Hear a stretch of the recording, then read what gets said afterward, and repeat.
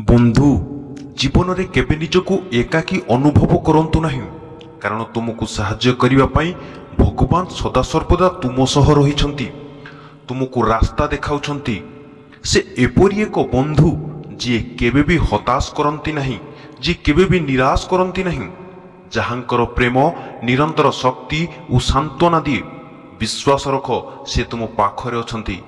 बंधु सुख एवं दुख जीवनर समस्तक पाखक आसी थाए। गर्व करंतु नाही जेतेबेले सुख आपणक पाखरे आसी थाए, आउ दुख समय रे टिके अपेक्षा करंतु, सुख निहाती भावरे आसीबो। निजर दुख कष्ट समस्तंकु जणांतु नाही, कारण मलम समस्तंक घरे न थाए, किंतु लुण निश्चय थाए। जेतेबेले मनीष सहित किछि खराब परिस्थिति आसे, सेतेबेले तार मनरे खराब भावना सर्वदा परिपूर्ण थाए। तेणु किछि नुआ निष्पत्ति मन को आसे नाही। जदि आपणक मनरे भल चिंताधारा न आसे, तेबे आपण कौनसी कार्य सफल होई परिबे नाही।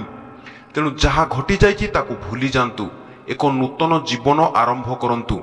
आजिकाली बेसी भल हेबा मध्य बेसी खराब होई थाए। तुमर जी दायित्व नै थाए, केबे ताकू अणदेखा करंतु नाही, नहेले दिन आसीबो जेउ दिन तुमे अनुभव करिवो पत्थर जमा करू करू गोटे हीरा को हरेई देइछ। साहाय्य मागिबा पई समस्ते आसंती, किंतु जेतेबेले आपणकर साहाय्य पड़ी थाए सेतेबेले केही आसंती नाही। आपणक सुंदरता जुगु तो आपणको बहुत प्रेम मिली जिवो, किंतु जीवन रे स्थान तांकु दियंतु जे आपणको दुर्बलता जानी मध्य केबे आपणको सांग छाड़ंती नाही।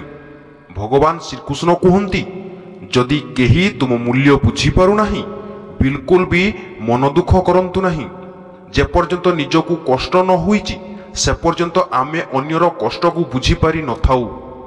लोक माने सेतेबेले आपण को अणदेखा करंती, जेतेबेले तांकु केही जणे भलो मिली जांती। जय जगन्नाथ। बंधु भिडियोटी भलो लागिले लाइक करिवे, शेयर करिवे और चैनल टी को सब्सक्राइब करिवे।